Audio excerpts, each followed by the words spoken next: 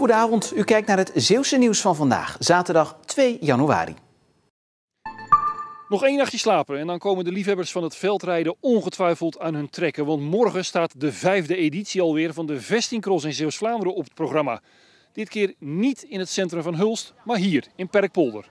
Het voormalige veerhaventerrein is omgetoverd tot een fonkelnieuw parcours waar de veldrijders morgen hun wedstrijden rijden. En zo ziet dat er dan uit. Een rondje van bijna 3 kilometer met veel draaien en keren.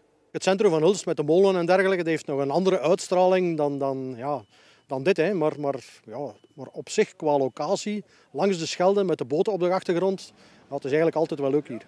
Dus, maar er zit heel veel afwisseling in. Het zal een leuke wedstrijd worden, denk ik. Bij de mannen wordt vooral uitgekeken naar het duel tussen de 2 wereldtoppers Mathieu van der Poel en Wout van Aert. Maar ook Thomas Pidcock uit Engeland, de coming man in het veldrijden, is morgen van de partij. En bij de dames zijn veel ogen gericht op Lucinda Brandt en Ceylin del Carmen Alvarado. Ze komen allebei uit Rotterdam, staan 1 en 2 in het klassement van de Wereldbeker en Brandt kan morgen zelfs al de eindzege binnenhalen. Vanmiddag werd de laatste hand aan het parcours gelegd. Het licht staat op groen, want de internationale wielerbond UCI heeft het parcours goedgekeurd. De wedstrijden worden morgen om 2:50 voor de vrouwen en 2:05 voor de mannen gereden. Er is geen publiek welkom vanwege corona, maar de wedstrijden worden live op televisie uitgezonden door Sportza, Eurosport en de NOS. Bij Omroep Zeeland is de wedstrijd live op de radio te volgen.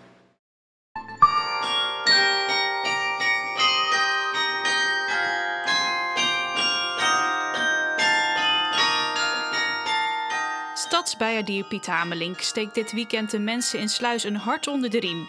Het repertoire van zijn nieuwjaarsconcert zit vol nummers die steun moeten bieden in deze coronatijd. Van Happy New Year van ABBA tot We zullen doorgaan van Ramses Shaffi. Normaal speel ik allerlei onbekende muziek en nu met nieuwjaar dacht ik voor de mensen iets bekends bedenken. Bijvoorbeeld Ramses Shaffi, Wij zullen doorgaan. En het andere lied van Vecht, Huil, Bewonder en zo. Ook mooi voor het nieuwe jaar. Hoewel het in de straten van Sluis momenteel rustig is, hoopt hij toch zoveel mogelijk mensen te bereiken met zijn spel. Het is ook gewoon fijn om het te laten gebeuren. Dus met veel genoegen doe ik dat. En 1 nummer kon volgens hem dit jaar echt niet ontbreken. Rollercoaster. Pas bekroond weer helemaal, een mooi Zeeuws nummer. Met een prachtige toepasselijke tekst. Ik heb hem meegenomen in een vertaling. Daar gaan we dan. In het nieuwe jaar, denk ik dan. Daar gaan we dan. In dit achtbaanleven dat we kennen. Met die idiote hoogten en echt diepe dalen. Ik weet echt niet waarom.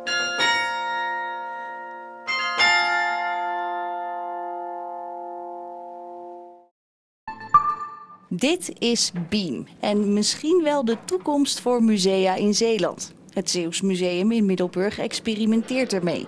Vanaf een laptop kan de bezoeker de robot bedienen en in de ruimte rondkijken terwijl ze luisteren naar de gids.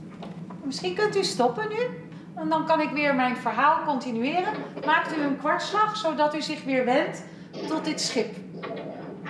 We weten dat zelfs oudere mensen heel handig zijn geworden met laptops en iPads en van alles. Hè?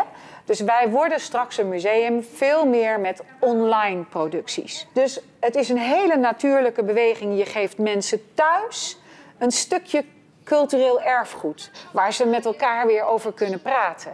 Op deze manier is het geheel coronaproof om een rondleiding te krijgen. De tour is in tegenstelling tot echt museumbezoek gratis. Dus hoe het museum via dit systeem inkomsten binnenkrijgt is nog onduidelijk. Kunnen we nog meer bieden? Denk aan livestreaming en wat dan ook. En wat is dan het verdienmodel? Hoe doe je dat? Daar zijn we nog niet over uit. De rondleiding met de robot kan nog geboekt worden tot en met 11 januari. Daarna wordt gekeken of het een blijvertje is.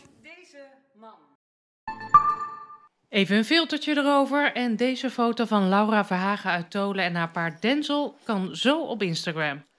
Het is iets wat Laura bijna dagelijks doet. Haar account wordt inmiddels door duizenden mensen gevolgd. Bedrijven hebben haar ook opgemerkt. Ik heb verschillende sponsoren en in verschillende segmenten. De een is vooral gefocust op kleding, outfits. En de ander is bijvoorbeeld op supplementen voor het paard zelf. Dus om zijn spieren en alles soepel te houden, om de gezondheid op peil te houden. En zo heb ik eigenlijk wel een heel mooi lijstje door Instagram weten te creëren van sponsors. Sponsors zijn welkom, maar Laura plaatst niet zomaar een product op Instagram. Ik maak ook wel vaak een keuze in wat ik wel en niet wil promoten. Ik wil wel echt achter het product staan. Dus ik heb wel eens vaker ook iemand of een paar bedrijven gehad die dan iets wilden promoten, waarbij ik zelf niet het idee had dat ik dat ging gebruiken of dat ik daar echt eerlijk over kon zijn. En dan sla ik dat eigenlijk ook vaak wel af. Kostendekkend zal het niet worden en dat hoeft ook niet van Laura. Voor haar gaat plezier met Denzel boven alles. Misschien wel boven het bereiken van de top in haar sport. Bijvoorbeeld de Olympische Spelen. Moeilijke vraag.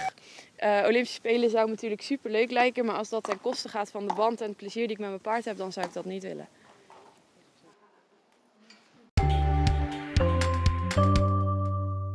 Vriendelijke bewolking was er vanochtend en ook perioden met zon. Maar er kwamen ook een paar buien voor, zoals op dit fraaie uitzicht vanuit Westkapelle heel mooi zichtbaar was. Vanavond en vannacht is er sprake van enkele opklaringen, maar in de loop van de nacht wordt het bewolkt en het is rustig met een zwakke oostelijke wind. De temperaturen zakken tot ongeveer 2 à 3 graden en het blijft droog. Ook morgen houden we droog weer. We hebben dan in de ochtend nog even wat bewolking, maar in de loop van de middag komt de zon tevoorschijn. En bij een matige noordoostelijke wind wordt het wat kouder met maxima rond 3 à 4 graden. Ook de komende dagen zien er daarna kouder uit vanwege een hoge drukgebied boven Scandinavië en een aanhoudelijke noordoostelijke stroming. Daarnaast is het zo dat wij vooral op maandag en in eerste instantie ook op dinsdag te maken hebben met wat lichte regen. De temperaturen liggen dan rond de 2 à 3 graden en in de nachten gaat het opklaren en wordt het wat frisser met lichte vorst. En tot zover. Straks ben ik nog bij u terug met Zeeland de Week. Dus graag tot zo en anders nog een fijne avond.